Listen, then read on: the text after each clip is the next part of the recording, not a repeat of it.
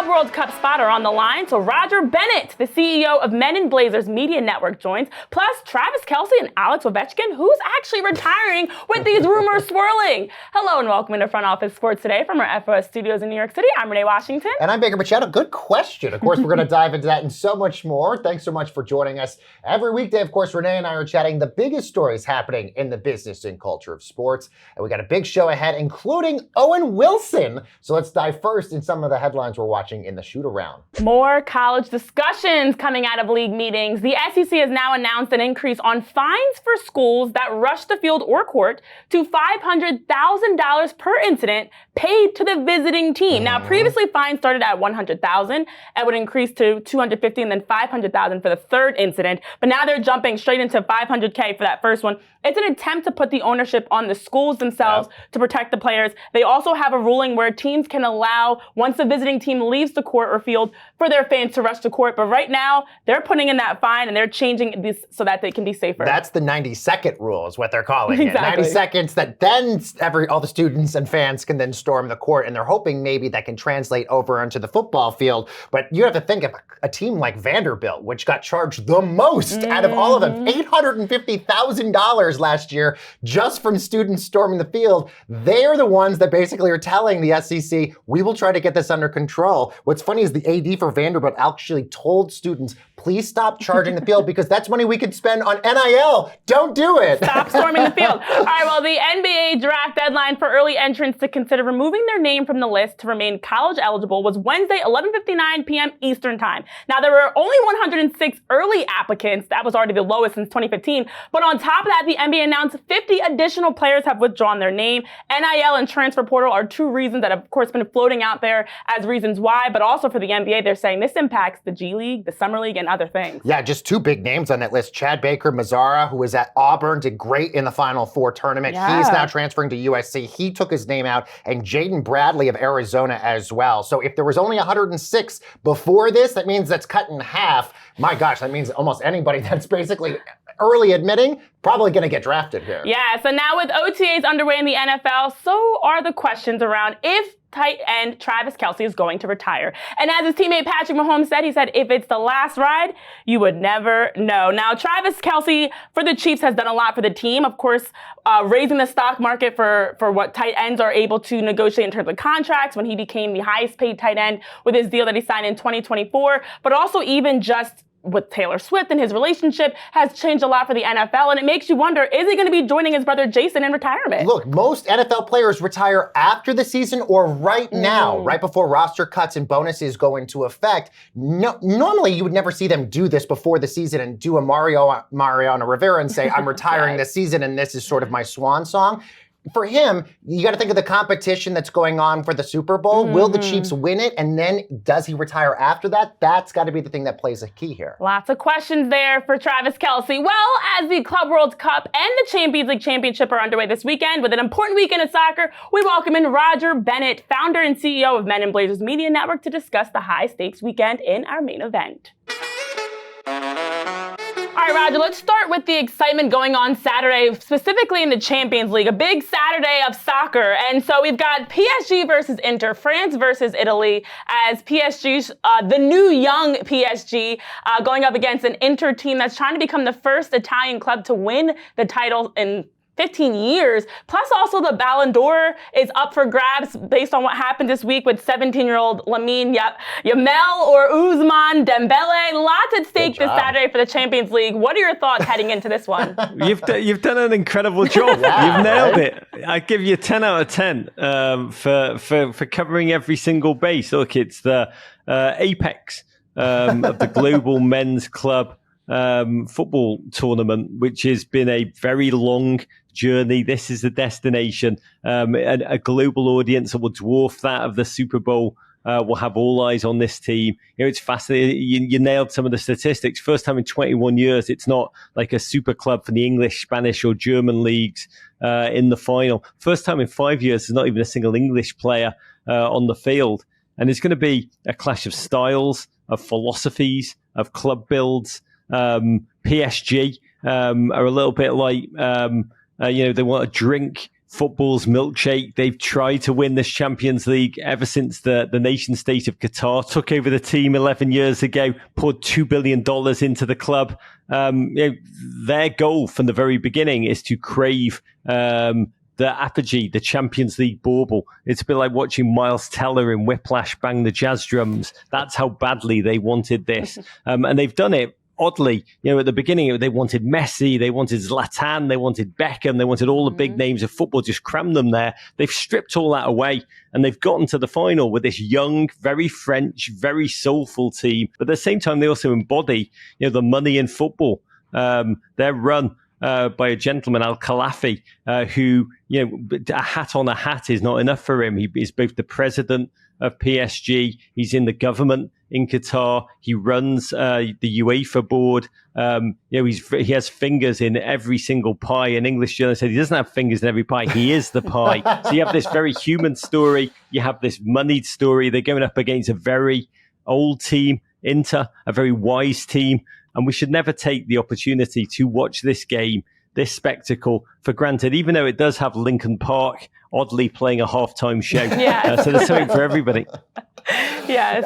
I wonder if Lincoln Park's going to play the Champions League song. That's all I care about. By the way, that would be that. Now you've got me. Now you've got me excited for the halftime show. The cover version of the Champions League theme song is to die for. Exactly. Chef's kiss indeed. By the way, both of these teams going to be in the FIFA Club World Cup, which is happening here very soon, and two other teams, Raj, that are trying to make it: LAFC and Club America, of course, the very big Mexican super team. They're both playing this weekend, and this is interesting, Raj, because this one-leg playoff is billed as the most expensive game in North American soccer history. $9.5 million up for grabs. What do you think, and who do you think ends up making the Club World Cup here?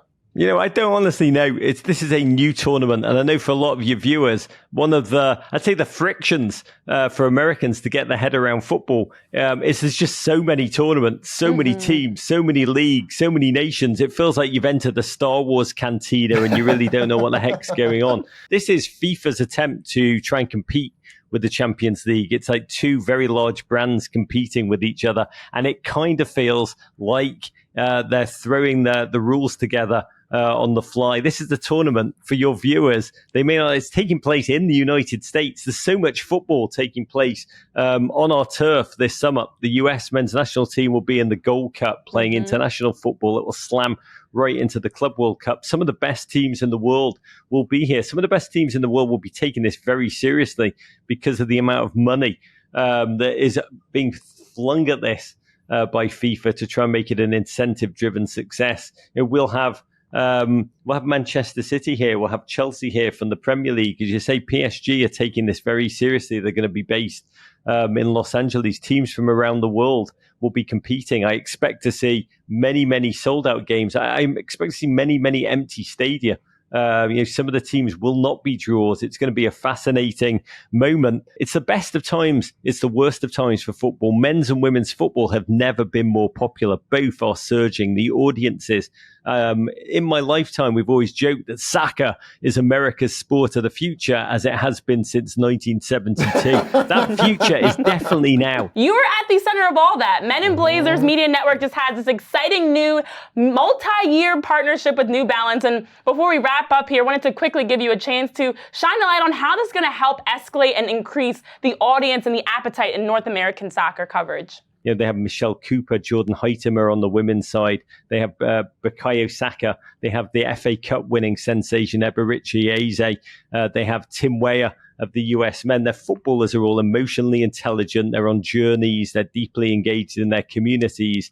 To be able to tell their stories in the run-up to both World Cups, it's why we exist. And it's the honor of a lifetime to seal this partnership and go deep for the next couple of years with New Balance. Yeah, as a former soccer player, I can proudly say soccer is not a moment, it's the new norm. And I'm glad that you're a part of the movement, Roger. Thank you so much for your time and joining us here. Thanks for having us. Well, coming up, we've got the stars of the latest comedy series, Stick. Owen Wilson and Peter Dager joining us from the Apple TV Plus show right after this break. Welcome back to Front Office Sports Today alongside Baker. I'm Renee, and with Apple TV Plus debuting its newest 10-episode sports comedy series, Stick, the story of a former pro golfer, premieres June 4th. We now welcome in the two leading actors of the upcoming show, Owen Wilson and Peter Dager. Owen and Peter, thank you guys so much for your time. It's nice to have you here. I want to jump right into the roles you guys are playing because you each have played such a variety of characters in your careers, whether it's Insidious, The Red Door for you, Peter, or The Wedding Crashers and Meet the Fockers and others for you, Owen. How did you get into character to learn golf and be able to embody your golf characters? First of all, I want to say, can't really compare the careers we've had here, but yes, thank you for making me look really nice at the top of this interview. I appreciate you. But yeah, playing golf, getting into golf was sort of the first step for me. And Owen touched on this another time that we talked, but from his perspective, he meets this sort of genius. And Santi is the first thing I needed to do was tackle greatness and what it is to be great, and the highs that can bring and the lows that can bring, the devastation it can bring once attained. I was like, okay, it takes all of this. Now I need to apply it to the game of golf. And so that's what got me really interested in training and getting as good as I could. Because if I was faking being great, it wasn't going to work at all. And that was the sort of motivation to continue to work on the golf. Was I needed to feel in some way, in any way, great, so that if I could feel it, when I got on the golf course, I could access that emotion. Yeah, I think for me, it was just being kind of nervous about playing a golfer, a sport that that my father was very good at, but I had never learned. So I was a bit intimidated. So, I really wanted to sort of practice. And, but, then Mark, I don't know that he learned that much about golf and, or played that much, but yet he's very convincing as Mitts. And so there's different ways to go about it. And for me, it was helpful on this one to sort of, as much as I could, immerse myself in golf, just so I'd feel confident when we were doing some of the stuff. Now, a lot of people have said and compared this to another sports comedy like Ted Lasso. Do you guys think that comparison is apt, or do you kind of feel like this is a little bit different?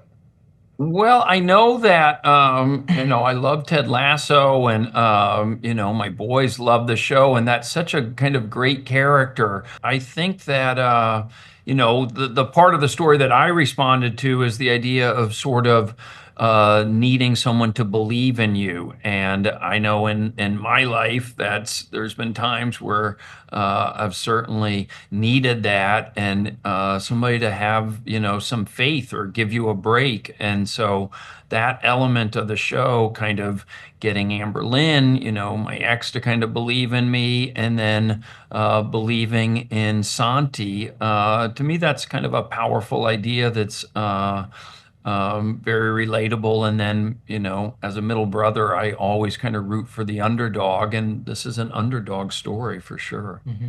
Now, I'm curious, within your roles as Santi and Price, is this maybe going to lead you to open the door to more sports opportunities, investment, or even following in the footsteps, let's say, of Ben Stiller with his New York Knicks fandom for you guys? I know. Yeah, Ben, it's been fun seeing him at these games. Yeah, maybe we'll start to become a fixture at the Masters, and Wouldn't be so bad, would it? Yeah, no, that would be God, that would be great. But I've always been kind of a sports fan, so that was another nice thing about working on this show, is it allowed my self to kind of believe that all the time that I've spent watching sports was paying off because it was training for this show. Yeah, we would talk about this time last year we were shooting and the finals were going on, kind of like they're starting to go on now. And I remember talking to Owen one time and being like, because I think it was the Celtics and man, I'm forgetting who it was last. No, last year was the Celtics. Was it Dallas? No, it was Dallas, right? Yeah. And we were watching. Yeah, we were watching the finals. And Owen one day was like, "I'm like, did you watch the game? I have the score." And he's like, "No, don't tell me. Like, I'm recording it." So I know that he's a basketball fan too, and I love basketball. I'm a Lakers fan, although I live in New York. But yeah, no, it's Luka. I love Luka. Yeah, I love Luka. I love that acquisition. I love love that. I love that. Well, you guys also have a lot of great golfers and sports stars in this show. I mean, Colin Morikawa's in this, Keegan Bradley's in this, Wyndham Clark's in this. You even have cameos from Jim Nantz and Trevor Immelman as well. Did any of those guys give you any tips or anything to sort of like help you with your game or anything?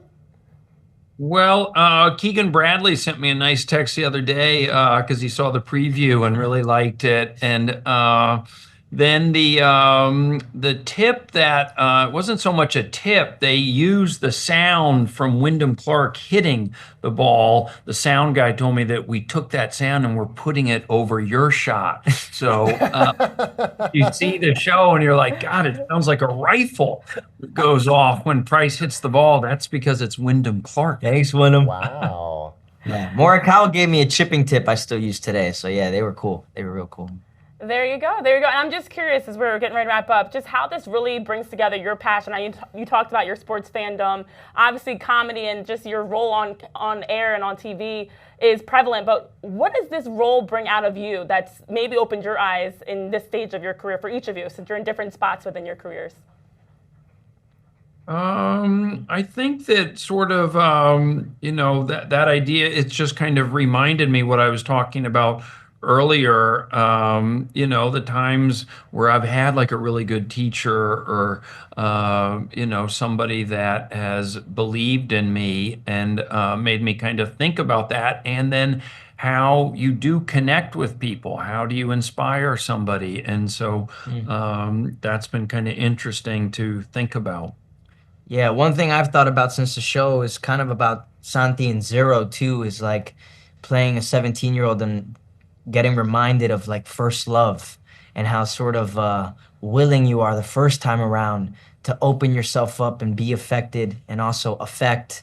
You're not really scared. You haven't aged enough where you start to put up these walls and you don't really trust, and you have things that you already know that you have to tell that person or that you're trying not to show that person. And it's been interesting for me since the show to think about that first love. And I'm trying to be open and willing to be affected in my life after playing Santi. That's a lesson I took from him and the show. That is a beautiful thing, and hopefully we'll see you at the Masters and other sports events, and this is just the start of many exciting endeavors for you both. But excited for this series, and thank you guys so much for joining us on Front Office Sports today to talk about it. Thank you. Thank For you. your time. Special thank you to Owen and Peter for joining us. And now coming up next, we've got controversy around the French Open.